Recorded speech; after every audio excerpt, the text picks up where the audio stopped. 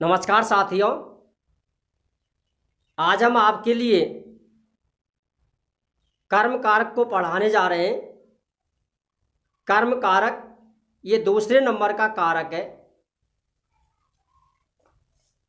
इसका लक्षण है कर्तुरीप्सितम कर्म। कर्तु कर्ता, ईप्सितम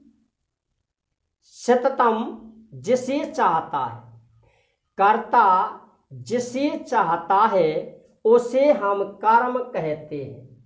कर्ता जिसको चाहता है उसे कर्म कहते हैं। कार्य को करने में जो स्वतंत्र होता है उसकी कर्ता संज्ञा होती है, और कर्ता की जो पसंद होती है, कर्ता जिसको सबसे अधिक चाहता है उसे कर्म कहते हैं, अर्थात उसकी कर्म संज्ञा होती है। कर्म दो प्रकार के होते हैं। नंबर 1, पहला कर्म होता है मुख्य कर्म। नंबर 2, और दूसरा कर्म होता है गौण कर्म।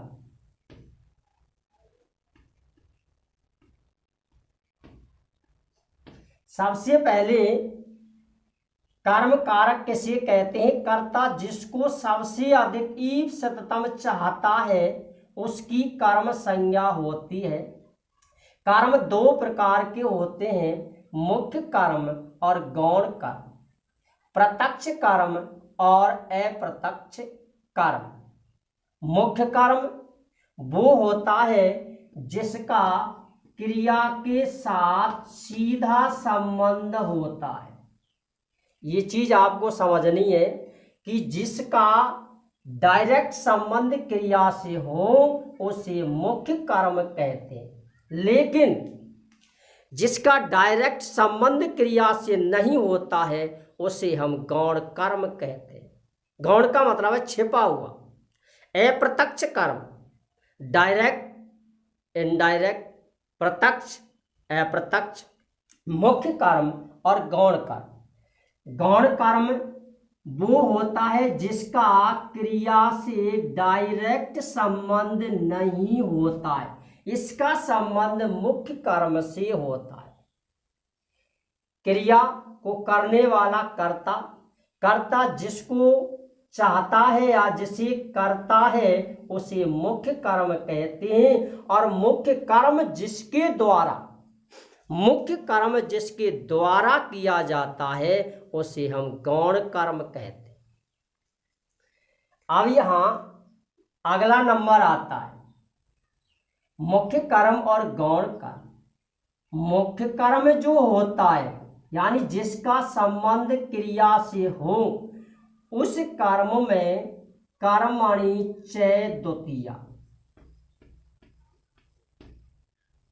कर्मणि चै द्वितीया, इस सूत्र से द्वितीया विभक्ति लगाते हैं। मुख्य कर्म में कर्मणि चै द्वितीया, इस सूत्र से द्वितीया विभक्ति लगाते हैं। नंबर 2, इसके बाद आता है गौण कर्म। इस गौण कर्म में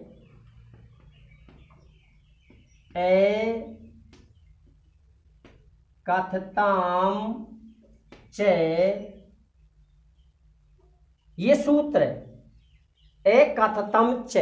इसका मतलब है यत्र अपादान आदि कारका नाम विवक्षा न भवते, जहाँ अपादान आदि कारकों की संज्ञा नहीं होती है। ग्रामीण भाषा में कहते हैं कि जहाँ अपादान आदि कारकों का प्रयोग नहीं होता है वहाँ कर्म कारक का प्रयोग होता है, अर्थात वहाँ द्वितीया विभक्ति का प्रयोग किया जाता है।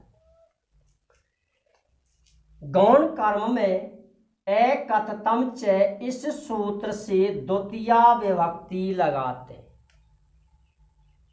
नंबर 1, मुख्य कर्म में कर्मणि च द्वितीया इस सूत्र से द्वितीया विभक्ति लगाई जाती है। गौण कर्म में एकथतम च इस सूत्र से द्वितीया विभक्ति लगाई जाती है। एकथतम च ये क्या है, इसमें क्या छिपा हुआ होता है, इसका खंडन हम आगे करेंगे। यहाँ सबसे पहले कर्म किसे कहते हैं, कर्म कितने प्रकार के होते हैं। मुख्य कर्म में विभक्ति द्वितीया लगाई जाती है। गौण कर्म में भी एकथतम च सूत्र से द्वितीया विभक्ति लगाई जाती है। अब यहाँ आपको एक हम बड़ा ही मज़ेदार, सरल और सटीक तरीका हम आपके लिए देने जा रहे हैं, उसे आप विशेष कर ध्यान रखें। मुख्य कर्म पीछे से, यानी वाक्य के अंत में मिलती है क्रिया, क्रिया से पहले मिलता है मुख्य कर्म, क्योंकि इसका संबंध क्रिया से होता है। यदि पीछे से दूसरे नंबर पर और मुख्य कर्म मिलता है, मुख्य कर्म मिलता है नंबर 2 पर, मुख्य कर्म पर यदि अंडरलाइन दी हुई हो तो वहां आपको सूत्र लिखना है कर्मणि च द्वितीया। यदि पीछे से तीसरे नंबर पर यदि लाइन दी हुई हो तो वहां आपको सूत्र लिखना है एकथतम च। मुख्य कर्म क्रिया से पहले पाया जाता है, मुख्य कर्म से पहले गौण कर्म पाया जाता है, इसलिए इसका क्रम पीछे से नंबर 3 पर आता है, इसका क्रम पीछे से नंबर 2 पर आता है, क्रिया का पीछे से नंबर 1 पर आता है। कर्म 2 प्रकार के होते हैं, मुख्य कर्म और गौण कर्म। यदि मुख्य कर्म नहीं दिया हो, तो वहां गौण कर्म तुम्हें मिलेगा कितना नंबर, नंबर 2, यानी नंबर 2। अब देखिए कर्तुरेव सिततम कर्म, ये कर्म कारक का लक्षण है। कर्ता जिसको सबसे अधिक चाहता है उसकी कर्म संज्ञा होती है। कर्म 2 प्रकार के होते हैं, मुख्य कर्म और गौण कर्म। मुख्य कर्म का संबंध क्रिया से होता है, इसमें सूत्र लगाया जाता है कर्मणि च द्वितीया। गौण कर्म इसका संबंध क्रिया से नहीं होता है, ये गौण कर्म जो है इसके द्वारा मुख्य कर्म को पूरा किया जाता है, इसलिए इसमें सूत्र लगाया जाता है एकथतम च, विभक्ति वही द्वितीया। अब हम इन दोनों के उदाहरण आपके लिए देते हैं। देखिए, जैसे मान लीजिए उदाहरण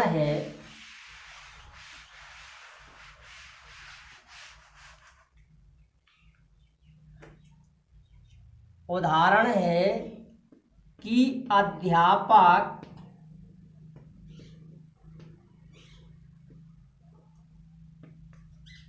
छात्रों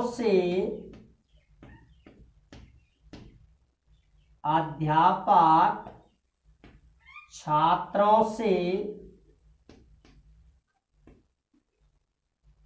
प्रश्न पूछता है। ये वाक्य, ये हिंदी का वाक्य, हिंदी से हमें संस्कृत बनानी है और संस्कृत बनाने के बाद हमें उसकी विभक्ति और विभक्ति का कारण भी जानना है। अध्यापक कार्य को करने वाला है अध्यापक, इसलिए अध्यापक हुआ कर्ता। अध्यापक छात्रों से प्रश्न पूछता है। पूछना उसकी हो गई क्रिया।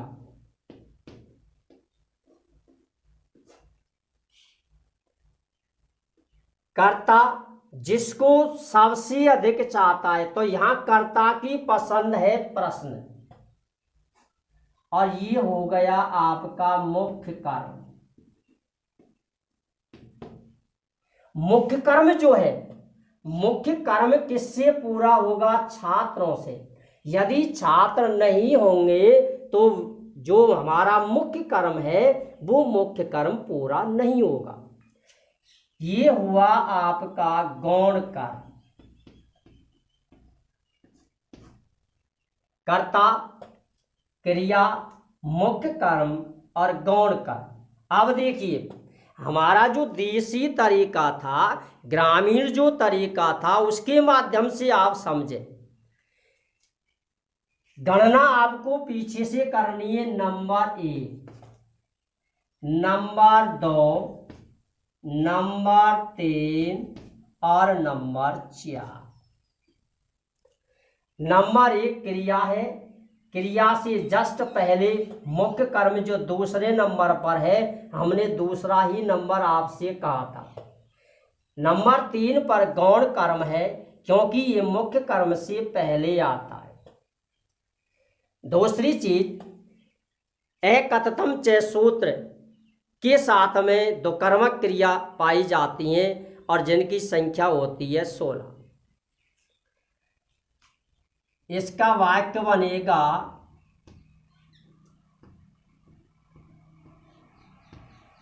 अध्यापक है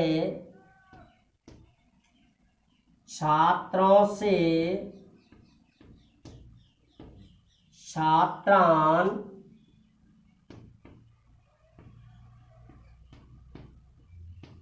प्रश्नानि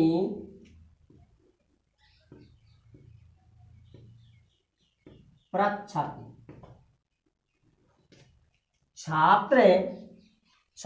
अध्यापक छात्रों से प्रश्न पूछता है। ये है मुख्य कर्म और ये है गौण कर्म, नंबर 2 और नंबर 3। प्रश्न कैसे आता है?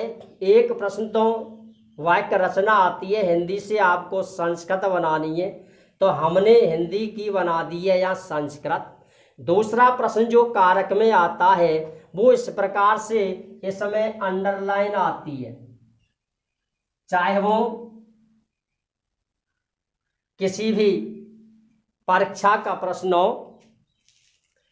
कंपटीशन का प्रश्न हो, कोई भी प्रश्न हो, ऐसे प्रश्नों में वो विभक्ति पूछता है, उसमें सूत्र पूछता है, इसमें विभक्ति कौन सी है और सूत्र कौन सा है।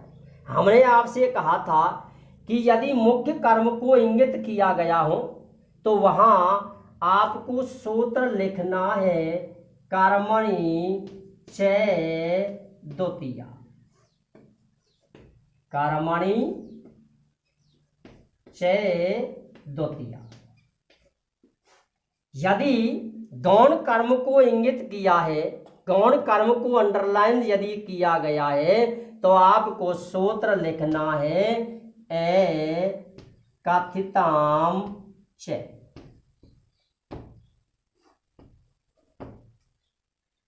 इस प्रकार से आप जो कर्म कारक है उसका पहला तरीका, उस पहले तरीके से आप प्रश्न का उत्तर दे सकते हो। आपको केवल यही ध्यान रखना है कि कर्म 2 प्रकार के होते हैं, मुख्य कर्म और गौण कर्म। मुख्य कर्म पीछे से दूसरे नंबर पर पाया जाता है और गौण कर्म पीछे से तीसरे नंबर पर पाया जाता है। यदि मुख्य कर्म पर अंडरलाइन दी हुई हो, मुख्य कर्म में यदि विभक्ति पूछी गई हो, तो वहां आपको लिखनी है द्वितीया विभक्ति। क्यों? क्योंकि कर्म में द्वितीया विभक्ति ही होती है। यदि गौण कर्म में भी विभक्ति पूछी गई हो, द्विकर्मक क्रिया यदि वहां है और द्विकर्मक क्रिया ही वहां होती है, यदि द्वितीया विभक्ति उसमें है तो वहां क्रिया 100% द्विकर्मक होगी, और यदि गौण कर्म में विभक्ति यदि पूछी गई हो, सूत्र यदि पूछा गया हो, तो वहां आपको विभक्ति वही लिखनी है द्वितीया विभक्ति, और सूत्र लिखना है एकथितम च। इस प्रकार से कर्म में विभक्ति किस प्रकार से लगाई जाती है, हम किस प्रकार से उसकी पहचान करें जिससे हमें किसी भी प्रकार की कोई समस्या उत्पन्न ना हो। इसका खंडन, इसका वर्णन, इसका विवेचन, इसका उल्लेख हमने भली प्रकार से आपके लिए किया है। यदि आपको ऐसा लगता है कि इसमें आपको कहीं पर भी कोई रुकावट यदि आती है तो आप हमें कमेंट के माध्यम से बता सकते हो। हम आपके प्रश्नों का समाधान, प्रश्नों का उत्तर, प्रश्नों का जवाब अवश्य देंगे। जय हिंद, जय भारत।